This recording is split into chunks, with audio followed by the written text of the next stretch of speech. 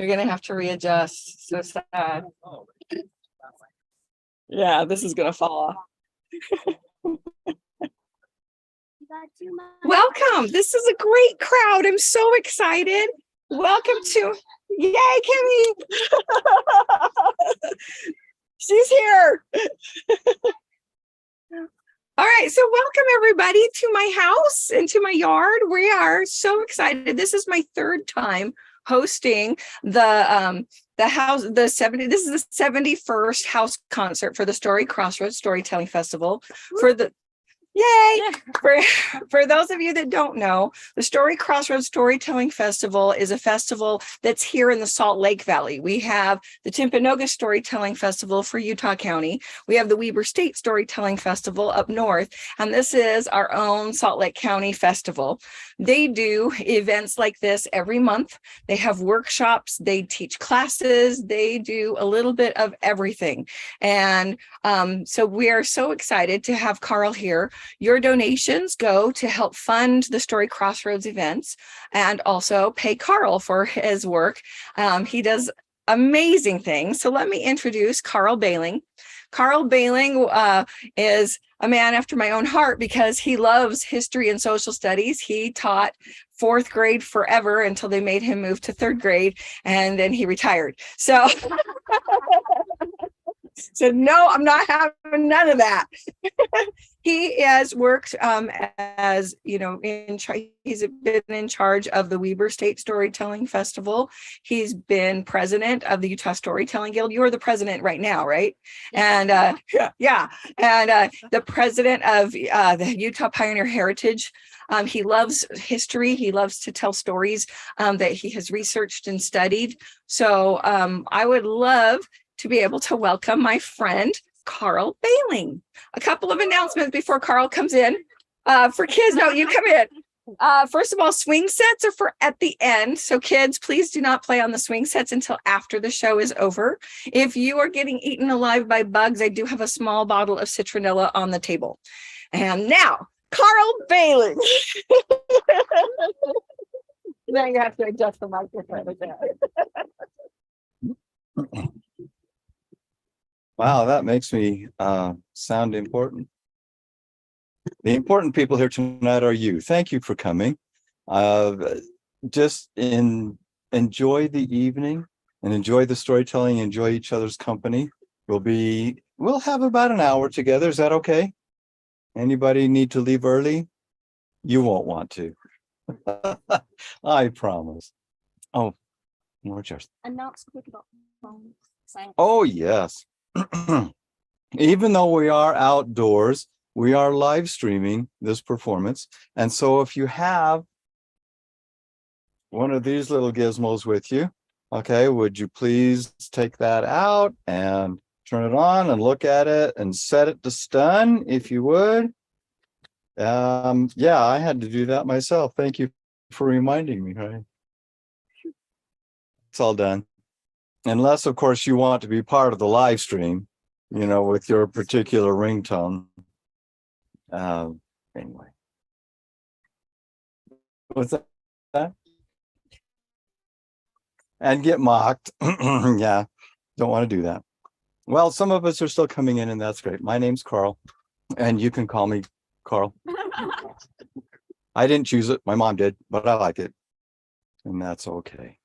Yeah, Julie was almost correct. I did teach elementary school classroom for 37 years, mostly in second, third, fourth, fifth, sixth, 1/8 one time, senior English class and high school, and then currently teaching some courses at Weber State in writing methods for pre-service teachers. A little bit about me. Shall we begin? With that, not a in 1880, in a little town called Milford, which happens to be in Iroquois County, Illinois. Anybody been there? Don't be shy. Okay. Hugh Milholland Sr. applied for the government to pay him. Wouldn't we all like that? The government to pay him the pension that his son, Hugh Milholland Jr., had earned being a soldier in the Civil War. And after about 8 years of trying with the courts and et cetera, they finally awarded him his son's pension for being a soldier in the Civil War. And the pension amounted to a whopping $12 a month. That's okay. 1880, that's pretty good money. So I have to tell you a little bit about, I get him mixed up sometimes a little bit because Hugh Milholland Jr. is the son of Hugh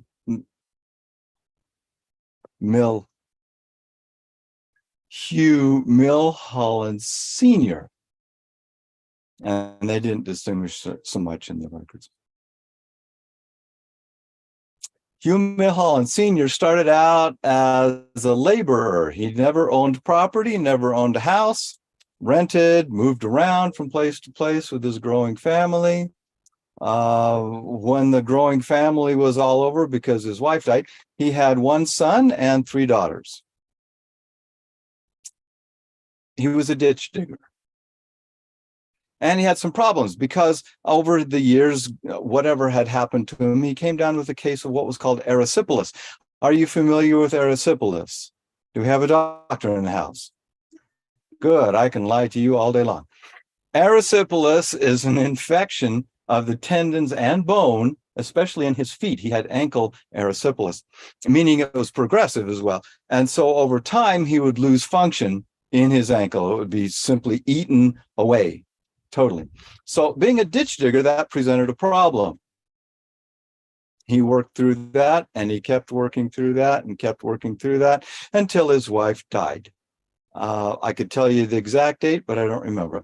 And so actually it was when Hugh Milholland Jr. was 8 years old because he was born in 1848. So you can do the math. Okay. And so the mom died in the family, and it was all up to Hugh Milholland Sr. to make a living for the family. Hugh Milholland Jr., however, being of almost the right age, decided that, hey, there's a war going on. There's money to be made. Yes, all you have to do is enlist. And they give you a gun, and they give you a suit of clothes, and they put you up at the front of the battle, and if you make it out, you get paid. Yeah, it was the Civil War. It was never called the Civil War when they were having the Civil War. There's nothing civil about war. They called it the war. Well, it depends on which side you're on. Okay, which side do you want to be? The what? You want to be the North? That makes you the South. Is that okay with y'all? Okay. In the North, they called the War of 61. Well, in the South, they call it the War of 61 as well, because it started in April of 1861 with the shelling of Fort Sumter. But in the North, they called it the War for the Union, because from the Northern perspective, they were trying to preserve the Union that was in danger of breaking apart. On the Southern side, however, they called it the War of Northern Aggression, because they were an independent country. They had a constitution. They had elected a president. They had a Congress going on. They were, in their minds, a separate, independent nation. And the War of Northern Aggression was trying to take that away from them and make them stay part of the Union. Can you imagine? They also called it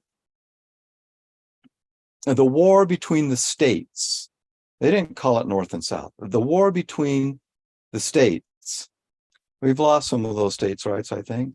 We can look back on that a little bit, learn from our history.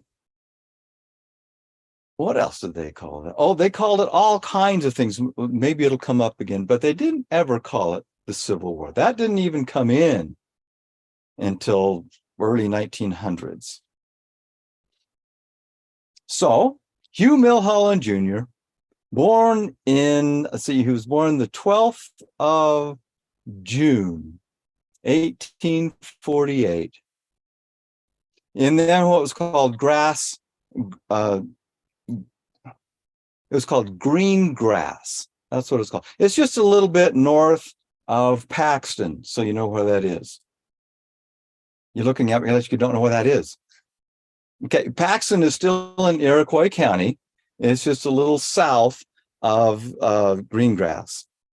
But if you wanted to express mail or something up to Greengrass, you had to express it to Paxton, because then there was a messenger who would take it out to Greengrass and tell you that you had a package or something at the post office. So you had to go down to Paxton to retrieve it. Makes that simple, doesn't it? Now you know where we are. He was born there in 1848. And as they grew, he decided to join the army. There was a war and he wanted to do his bit. Which side would he be on if he was born in Illinois? Can we have a cheer for the North? Hey, North! And he was going to go fight against let's have a cheer for the South. Yeah. North won that again. Okay. And so he went down to the recruiting office and he joined up. He actually joined, Company E of the 51st Regiment of the Illinois Volunteers. Now that's important to remember where he was later on. Okay. And he got all the equipment, he got the training. I think the training lasted for a day. When they said, does this fit? Get on the train. And they headed out for the front. He started out in, he was at Chattanooga, because that's part of the letters that he wrote home. Let's take a little jump back. Can I? I'm going to jump back and forth here. Stick with me. Hugh Milholland Sr., in applying for his son's Civil War pension, had to prove that Hugh Milholland Jr. was actually his son so that he could claim it. And what he used to prove kinship there was a packet of letters that his son had written to him during that part of the war. I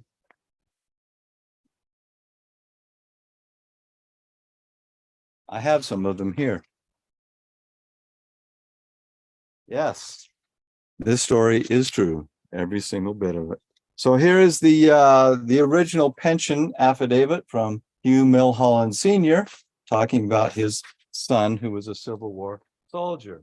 Somebody have to hold these for me because the wind's going to blow that away. Thank you, Suzanne. Okay, this was for the War of the Rebellion. Who called it the War of the Rebellion? The who? Let's hear it for the North. Okay, and who were the rebels? Oh, there you go. There you go. Okay. So this is the actual affidavit that he wrote up, saying that he was a dependent father and deserved the boy's pension. These will be on the back table if you want to look at them later. There's some other things here we're not going to delve into. In January of 1864, this is a letter that Hugh Milholland Jr. wrote to his father. You can't read it unless you're really, really good at cryptography. However, he said, I take my pen in hand to let you know that I am well at present, and I hope that this comes to your hand, that I will find you all the same health. He's at Camp Butterworth at Springfield, Illinois. I like soldiering, and Slusher, and the rest of the boys, is with me here. And we have drawed our bounty. Yet we have turkey and goose and chicken for dinner today. It goes on and on. Okay. And you're welcome to read it. Oh, holy cow. This letter said, some boy at the camp stole my overcoat and I can't get it. I had it marked and he took it. And this morning off of my bed, and I have drawn $3 of my bounty, but I have a use for it. And went, well, Aunt Rebecca. Aunt Rebecca is actually his stepmother, because Hugh Milholland Sr. remarried. And so Hugh Milholland Jr. all his life called her Auntie. It goes on, much in the same vein. He says, oh, I like this because the government gave me a new suit. And so lots and lots, I better get back to the microphone. Lots and lots of things that Hugh Milholland Jr. was writing to his father, and it goes on for this whole year. He says, Alfred Slusher and the rest of the boys are with me. The boy in camp stole my overcoat. I got that. I like soldiering. Mary, that's one of his sisters, tell Julia Staley to write to me. Aw, isn't that sweet? Yeah. I have so much to write that I can't write you anymore. And then he goes on for another half a page, telling how much there's to write that he can't write some more. And I will write to you later. And at that time, I'll have more to tell you. And I'm really, he fills up the whole last half of the page telling why he can't write it. I'm just tolerable. Well, at present, I've been very sick. I was in the hospital at Louisville, Kentucky. Another letter. Well, Aunt, I am well and hearty. I love soldiering very well. We have meeting here every Sunday. But I have not been to meetings since I left home. I would have went today, but I was writing to you and Father and Mary, and I want to know if John Phillips and Charlie got to go home or not. Dear sister, that would be his sister Margaret, my nose has just bled, and now I am better than ever. Tell John to write to me. Let's say it's February 13th. Dear Father, I was glad to hear from Bluegrass one more time. Did I say green grass? It's bluegrass. And if you look up bluegrass on the internet, you get a whole different subject. Okay. I thought that you had forgot you had a son in the world. Oh. I expressed my money to Bluegrass. Go to Paxton and inquire for expressage from Hugh Milholland to Bluegrass. He did, I mean, that was his purpose, right? To go help make money for the family. So he was out there fighting. He got paid, and he put all that cash, they paid him in cash, okay, into an envelope, a package, and mailed it to Paxton. Would you do that today? That was common practice. My dear Father, I take my pen in hand to let you know that I am just tolerable well at present. Good letter. Let's say they took the boys away in the morning and kept me here, and I am here yet, and he has my money yet. They haven't paid him yet for a little while. He's bugging him to do that, but I will send it as quick as I can get it. So no more for now. This is goodbye from your affectionate son, Hugh Milholland, to his father. I'm well and hearty. Go to Rebecca. Somebody else needs to hold these. Thank you. Yeah, you should really try to read this sometime. It's really interesting. Dear Father and Mother, the only time I ever found in the records that he called his stepmother mother. I was glad to hear that you was well. I was very sorrow to hear that Ellen was sick. We're fixing for a big march in a few days. We was mustered, M-U-S-T-A-R-D. We was mustered to pay yesterday, and I think that we will get it soon, and then I will send it home. And we're fixing for a big march down to Chattanooga, where they had a little dust up with the Southern soldiers, shall we say. That's Slosher. We don't want to hear from Slosher anymore. Chattanooga, Tennessee, July 1861. At a general hospital. My dear Father, it is with the greatest of pleasure that I am seating myself to inform you that I am well. And I hope that when this comes to your hand, it may find you all well. And Pappy, I have been very bad. I had the fever, but I am well now. Well, Pap, there was a boy in our company that was in the fight last Monday. on the other side of the Altona Mountain. This is in Chattanooga. And when they got to the Rebs breastwork, okay, so they would build, a breastwork in front of the lines, right? They build it out of timbers. They'd stack it with hay or with bushes or leaves or branches or whatever they could to form a temporary barrier behind which they could hide and the other soldiers had to get across. Anyway, so when they got to the Rebs breastwork, the Rebs struck him and knocked his shoulder out of place. And they allowed that he was dead. And they took his cartridge box and gun and then hit him in the head with a cannonball. But he would not die. And I have saw him, and he tells the tale himself. Lieutenant McCormick was shot dead. George Schwartz, too. And another boy in the company, E.L. Bales, was shot in the jaw. Ashward Stone Street was killed, dead. Skid is sick. They have started to they started to Atlanta on Tuesday last. And our corps of 2,000 men, and goes on and on. I mean, he gets very graphic detail of some of the battles he was in. Have you had enough?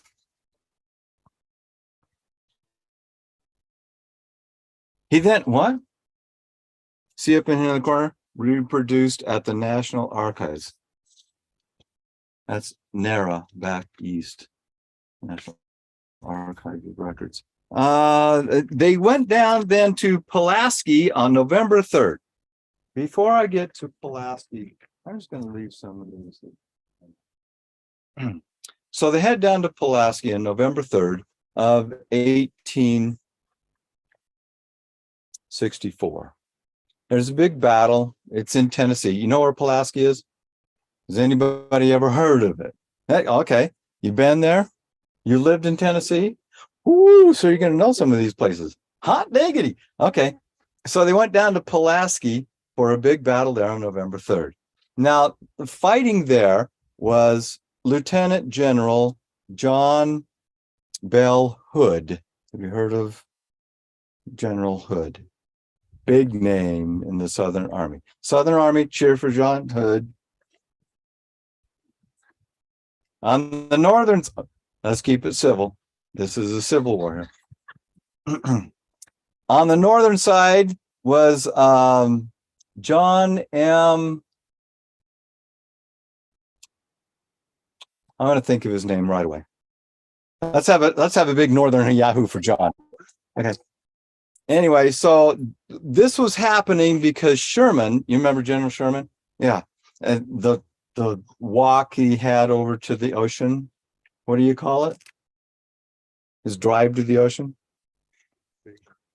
Sherman's March, absolutely, where they just burn whole quarter through the South. Well, it seems that Hood and some of his others were going up to Tennessee to try to cut the supply line for General Sherman's men down here in Alabama. But the Northern generals then decided to send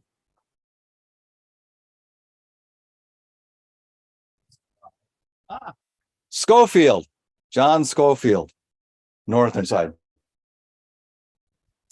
to try to get to Nashville before Hood could get there. Okay, so they could stop them from interrupting the supply line. So these two armies from the south, Hood, and the north, were racing to get to that same place, Nashville. They met at Pulaski. They had a little battle there, November 3rd.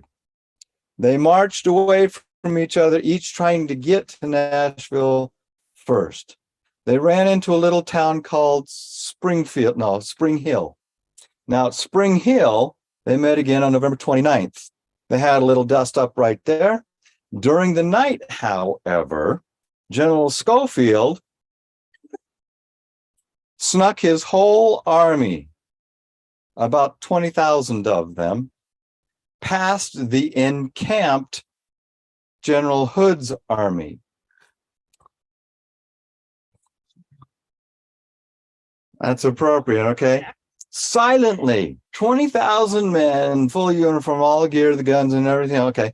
And they snuck right past them, marched all night, got up to the next little town, which was Franklin.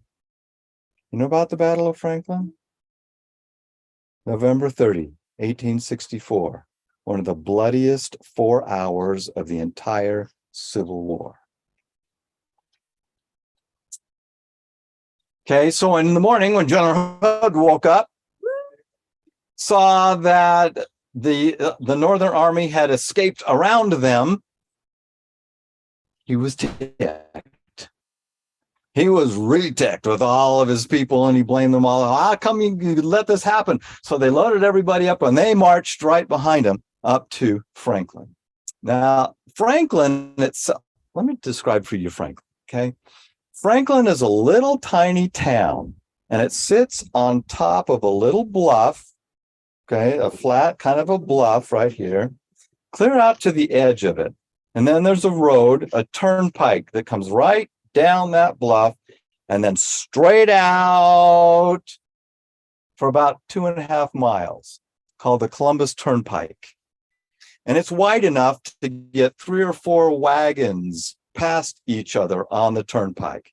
It was pounded hard, kind of like the ground you're standing on, sitting. And it was straight as an arrow, right into town. At the top of that little bluff in Franklin, the Northern armies had already been there, about 10,000 of them, preparing to defend against Hood's approach to Nashville. Does that make sense? And they had built up some breastworks down below, and they had built up, reinforcements across the top of the hill, except right where the turnpike went through. Now that becomes important a little bit later on.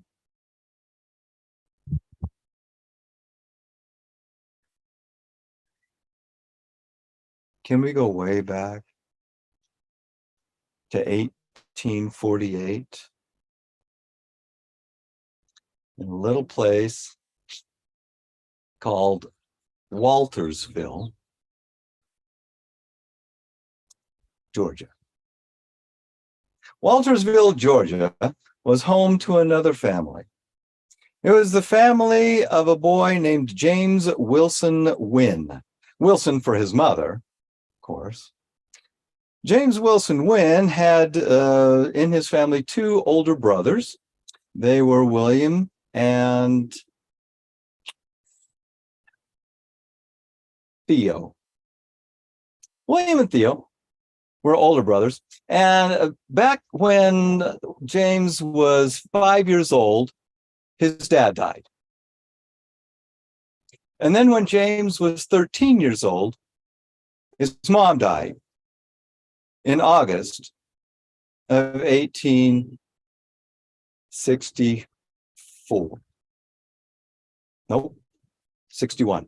August of 61. Okay. She died in August of 61. And the very next month, both William and Theo enlisted in the Army of the South, leaving James at home. I can find no records that there were any other family. I have no idea what happened to James. He was only 13 from 1861 until 1863 and 64. So they went off to battle because it was a war was starting up. They were going to do their piece to defend their country and their rights and their freedoms and all of that important stuff. Well, William got wounded right away in spring of 62, and he got sent home to recuperate, and then they discharged him because he wasn't fit to come back to duty. Let me take that back. Theo was the one who got wounded and then went back home and then was unfit for duty. William, however, stayed, and he was wounded twice. He was wounded at, let's see if I can remember. No, not that one.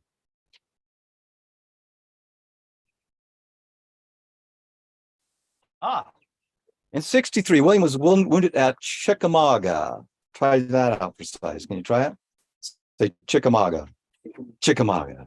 Chickamauga, Chickamauga, Chickamauga, Chickamauga. Give it a little soul. Come on. Chickamauga, Chickamauga, Chickamauga, Chickamauga, Chickamauga. Sounds great, doesn't it? It was a horrible battle. Okay, they killed thousands of people. And William was wounded, sent back home to recuperate. He recuperated quickly. And then in 63, he went back into service and he took his little brother, James, with him. And little brother James enlisted with his brother back in the same outfit. It was the 25th Regiment of Georgia Infantry. William was the commander of that particular unit.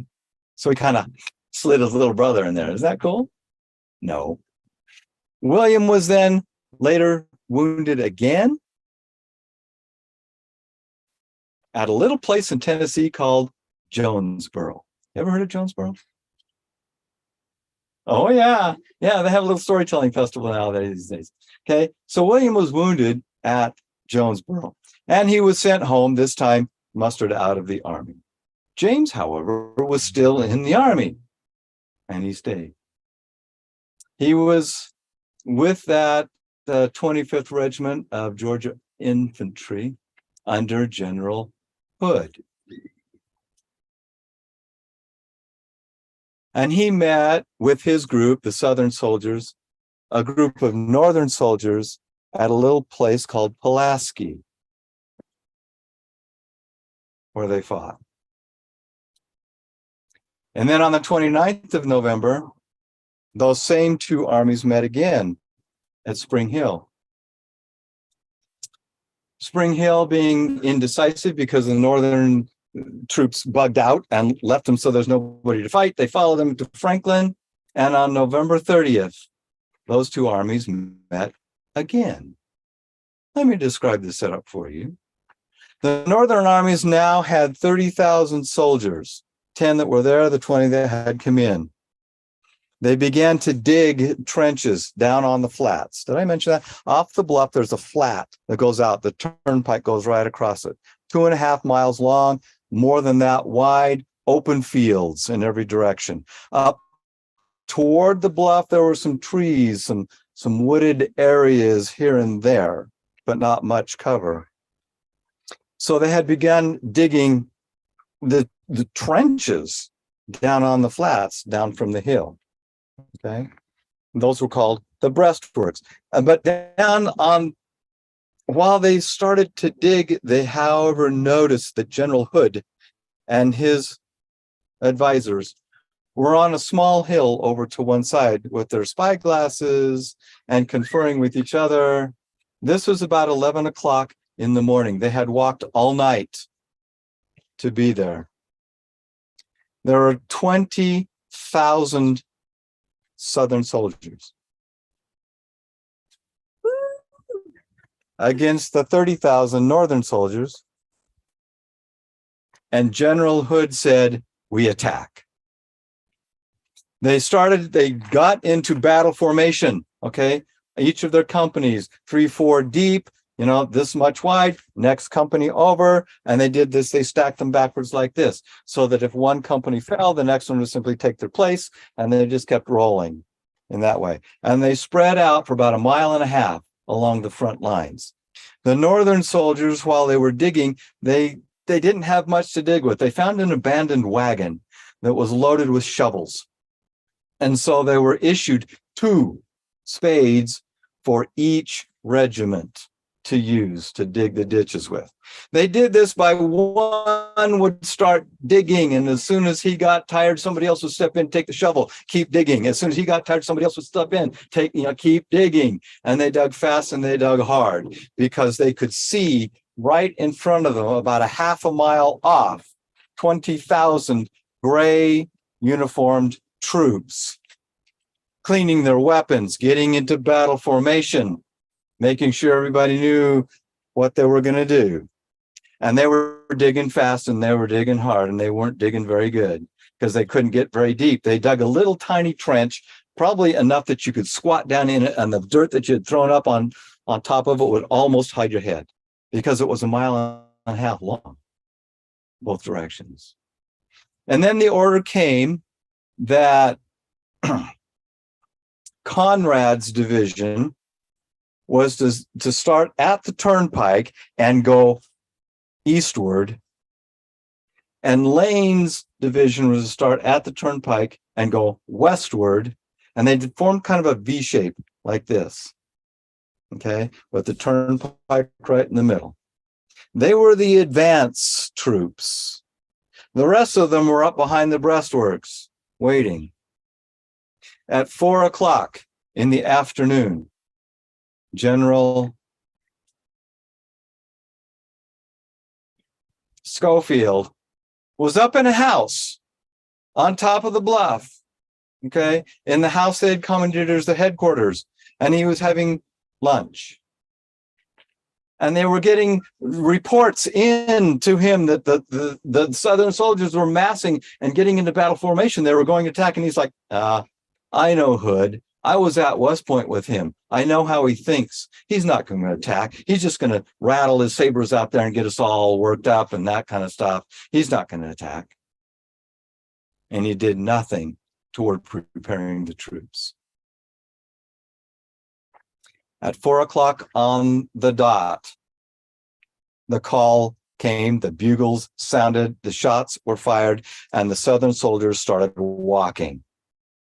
The ones who were digging still as fast as they could go, those who weren't digging, or those who were digging and had finished digging or whatever, there was a kind of a strange mixture of cursing and swearing and praying all at the same time, because they weren't ready. They knew that they would simply be overwhelmed. As a tide rushes over the little shells on the sand, they would be swept away, and they knew it. Here they come. And they said they could feel the ground shaking under 20,000 gray-clad messengers of death. They came on, they were waiting for the order to retreat. They knew that they had to get back to behind the breastworks, or they would simply be annihilated. The Southern soldiers, the columns kind of split off a little bit to the west, kind of heavier this way, because over on this side was the Harpeth River that came around the town and then down on this side. So the northern abutments had been made across the top, abutting the river, because that would stop the soldiers on that side. They only had to worry about the right flank. Okay, my right, looking out at the battlefield. And soldiers from the south began indeed to make a big swoop to flank them on the right side. They were stopped at the hill by the northern soldiers. They tried several times to rush and take over the breastworks. They were repulsed each time. In the meantime, the middle forces had indeed gotten to where Conrad and Lane were all set up. Interestingly enough, in Conrad's division, right at the very point of that, right next to the turnpike, was a little division called the 51st Illinois Volunteers. Who was in the 51st Illinois Volunteers? Hugh Milholland Jr. In the front ranks, coming in, they used their less experienced soldiers because they knew they would be the first ones fired upon. Right along the turnpike and coming forward, they had placed the 25th Georgia Infantry, including whom? James Wilson Wynn. They came on, the dust was being stirred up. They got close enough to skirmish and they began to shoot. The guys in the trenches knelt down instead of being called to retreat as they should have been. This was called the big blunder of that battle.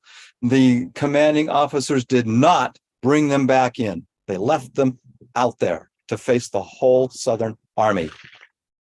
They started to shoot. They got 5 or 6 shots off, and then the Southern army was on them and treading them literally down.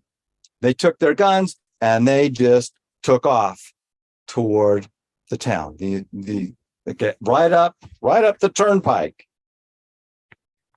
Well, the Southern army wanted to go up the turnpike as well, because that's where there was an opening. There was a breach in all that breastwork. They tried and they just swarmed in this way. They made the breach. They got there. Updike had taken his regiments out behind, on top, behind the houses there, and waited, because that point right in the middle where the Southern armies just folded in on it, and the Northern soldiers were decimated and wiped away, Updike was ready to bring his forces up and close that breach. And it actually saved the day. It saved the Union armies because of that. And he did that completely without orders, and as a matter of fact, in complete disregard to specific orders he had been given to not do that. Later, after the battle, he was commended by his commanding officer. He said, "Your charge saved the day." It's like, well, I won't tell you exactly what, well, I will. As they were going up the turn, okay, the Northern commander with Updike and his people who had been walking all night to get up to Franklin, and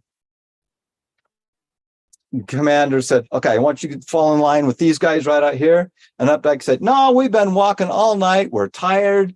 We're holding the rear for everybody else who's leaving there. We deserve a rest." And while they were talking, they managed to get through the break in the breastworks and found that all the space there was filled up already with soldiers on the northern side.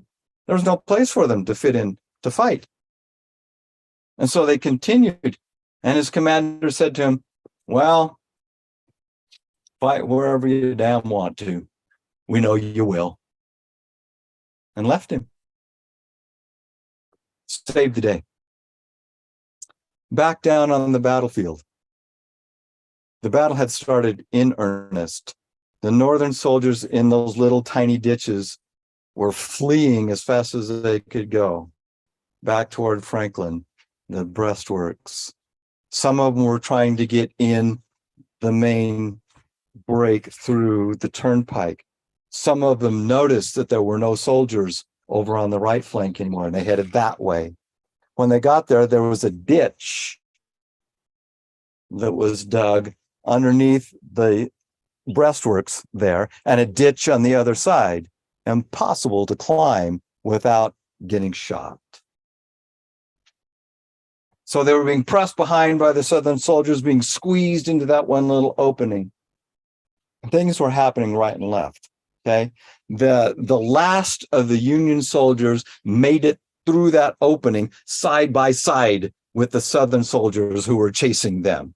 They went in 2 by 2 right through that breach.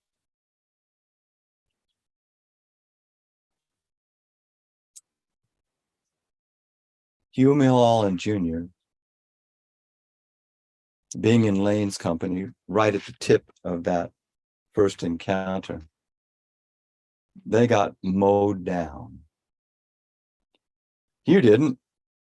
You couldn't see. With all the gunfire and the cannons from up on top going off, you know what's left over? Smoke. Gunpowder residue. Just filled the air like a fog. You couldn't see anything.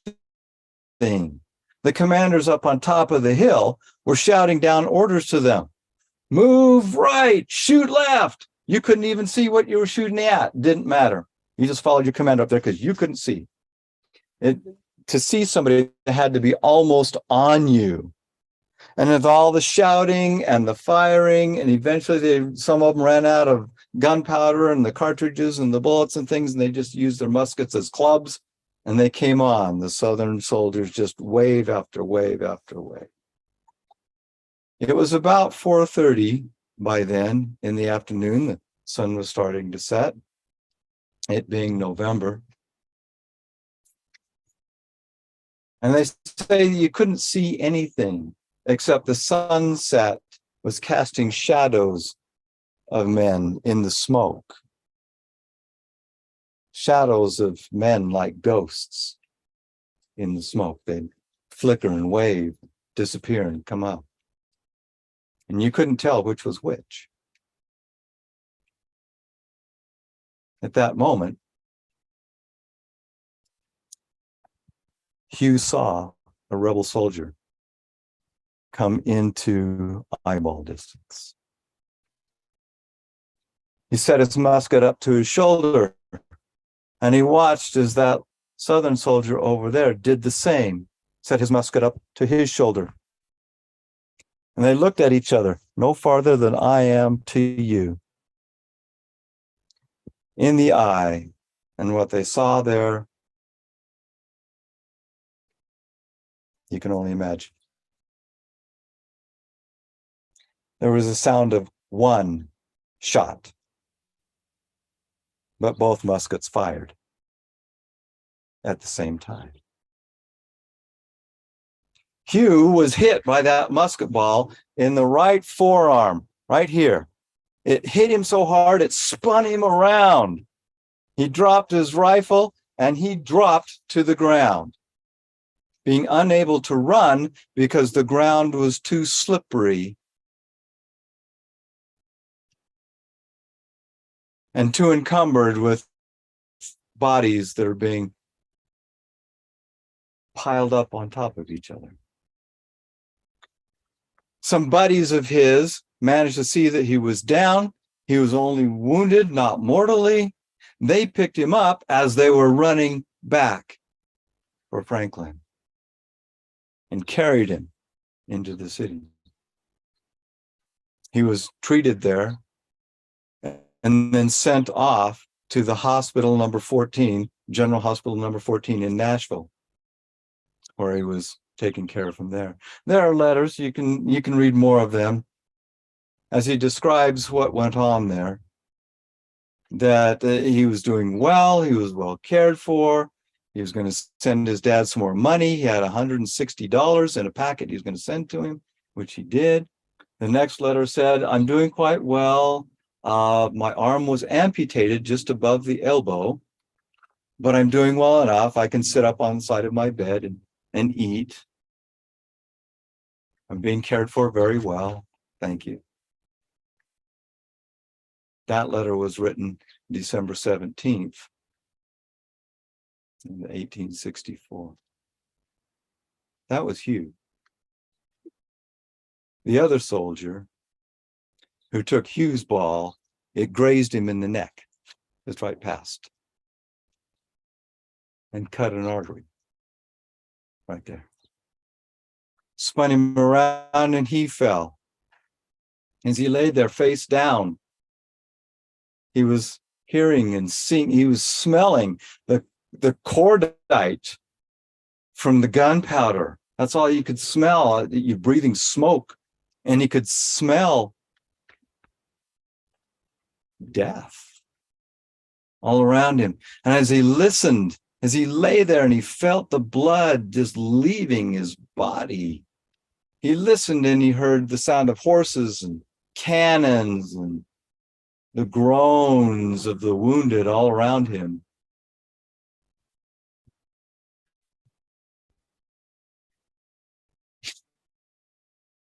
What he smelled it rotten, smelled ugly.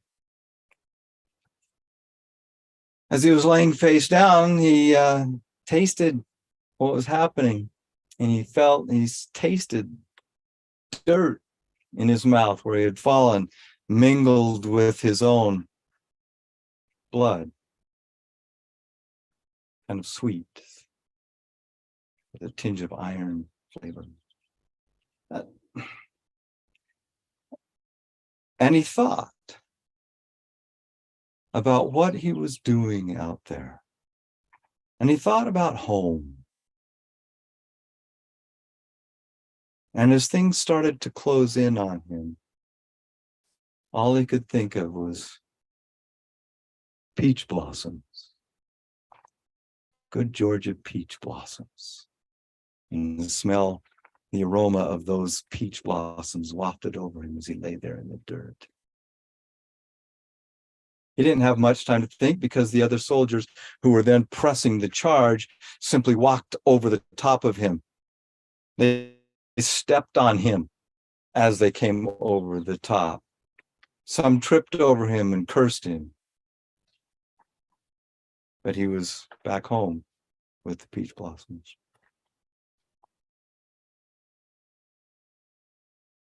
Until everything just closed.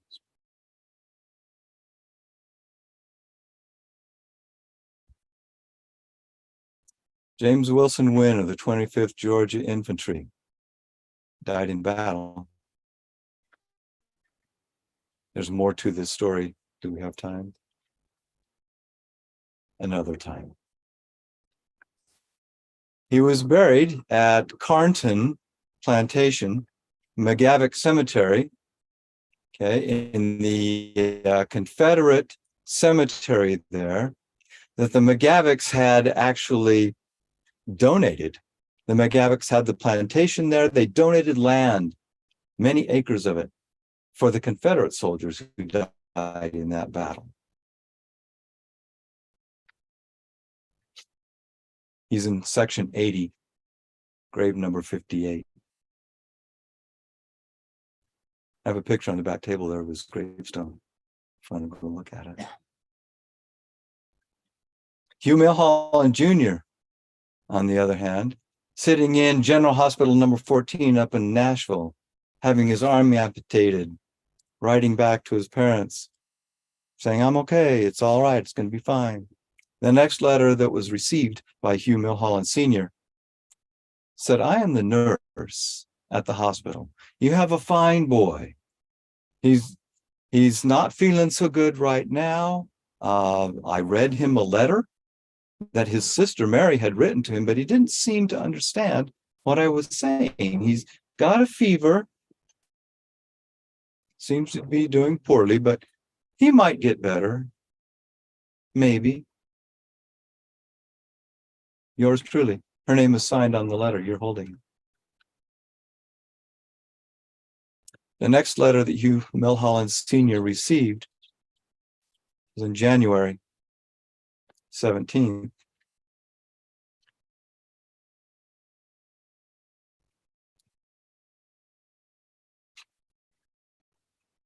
It said, "Your boy, Hugh Milholland Jr., died about 9 o'clock in the morning, December 25th, 1864,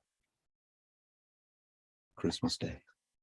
He was buried the next day in the Soldiers Cemetery, which is about a mile south of the railroad station.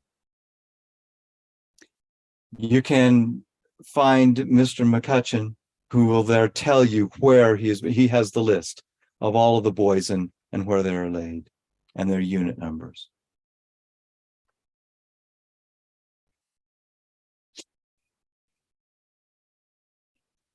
After everything was over, it was the custom at the time for parents to go find their fallen sons and take them home. Hugh Milholland Sr. couldn't afford that. His boy is still there in the Soldier Cemetery, about a mile south of the train depot in Nashville.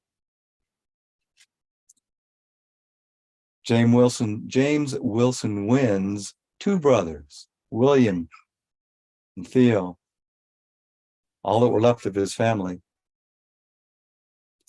came to Carnton to take their little brother home. But when they saw what good care the McGavicks had given to these soldiers and to their brother, they decided they went back home to Georgia and brought back a wagon load of good Georgia red clay, put it over the top of his grave. so that he could rest with his comrades under good Georgia clay in Tennessee.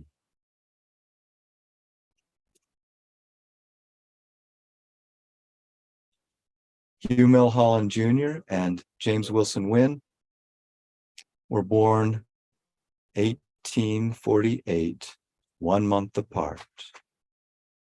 One in June, one in July.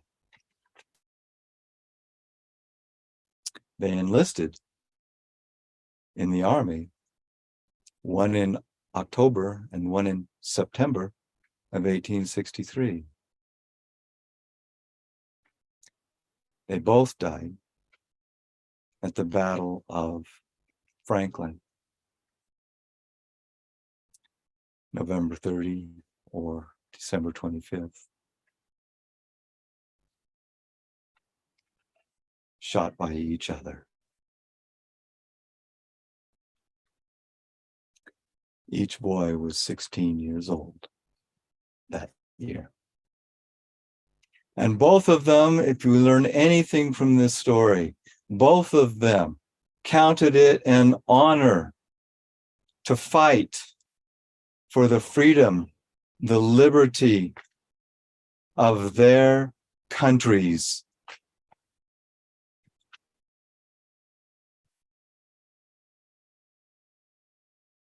If we learn anything in any battle, in any fight, in any war, it's done by people.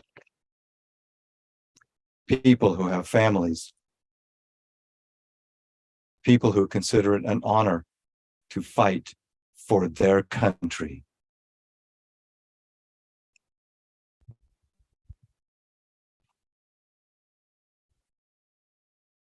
There is much more to the story that goes on after those boys, but that's the most important part of that story. I have maps on the back table there, if you'd like to see how the battle unfolded, where the works were, where the armies were aligned. I have a picture back there of James Wilson Wynn's gravestone, a little bit about him. I have a picture back there of a boy, soldier from the Civil War. Thank you.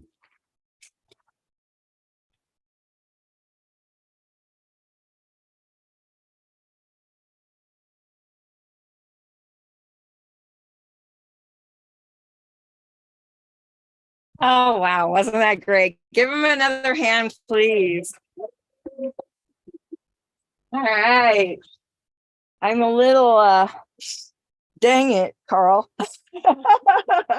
We have cookies in the back. We have lemonade and water. The tray on the left has mochi, and it is gluten-free.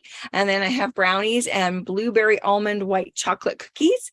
And if you haven't donated and liked what you heard, please do donate. There's a bowl over there. Over here by the gate, we have information about the Story Crossroads Storytelling Festival and other programs done by the Story Crossroads. And you're welcome to visit, and thank you for coming. Oh, wait. Are we taking questions? I have my card at the back table as well. And if you want questions, I'll be back there where the cookies are. And also to let you know, this was the 71st house concert, the 72nd house concert. And thank you to those who are like the live stream or those who will be watching it later. There is the next one. So it's actually the last Saturday of July. So we do these a lot of times on Friday nights, but not always. So this is going to be a Saturday night, and it is July 29th. It will be in Salt Lake County. More details will be at storycrossroads.org/house concerts. And but there are things to take. There are examples of what we just celebrated with our Summit and Festival this past May, but we already have the dates for next year, which is May 13th through 16th of 2024. So you can already put in your calendar. All right, got that in there. And we just were at the Utah Arts Festival. We did the story walk that we usually do at our festival, but we actually did it there. And in case you wanted to see some of those things, or even the questions that were asked behind the signs, we have those as well. So you can build your own story. So we thank the Barnsons for hosting. We thank Karl Behling and just being able to learn more about Hugh and James and to find out in the end how it all connected. So thank you so much for all of that. So another applause to everybody and to all of you.